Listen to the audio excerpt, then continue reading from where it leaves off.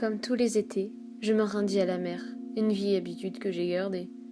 Et comme à chaque fois, mes parents avaient prévu une excursion le long de la plage de Pampelonne. On allait au large pour nager loin des touristes, venus en masse à cette saison. Je sautai à l'eau et fis la planche. J'adore fermer les yeux et me laisser flotter à travers les vagues. Soudain, j'entendis comme un bruit de machine.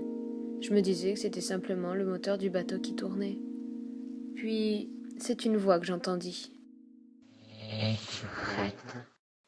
J'ouvris mes yeux et me redressai rapidement. La première chose que je remarquai était que le bateau n'était plus là. Comment c'est possible? Mes parents étaient aussi sur le bateau, ils m'auraient vu partir à la dérive. La deuxième chose était que j'entendais toujours ce bruit mécanique. Grâce au soleil, je me dirigeais vers ce qui me semblait être la direction de la plage. Mais j'avais beau nager, je ne pouvais pas apercevoir un morceau de terre. J'ai tant dérivé que ça. Malgré le fait que je n'arrêtais pas de nager, je commençais à avoir froid et mal au ventre. J'entendis à nouveau la voix.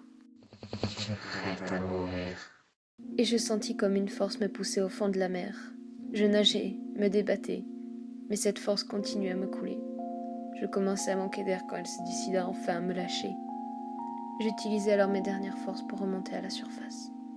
Juste avant de finalement perdre connaissance, j'entendis la voix pour la dernière fois. La réponse est non.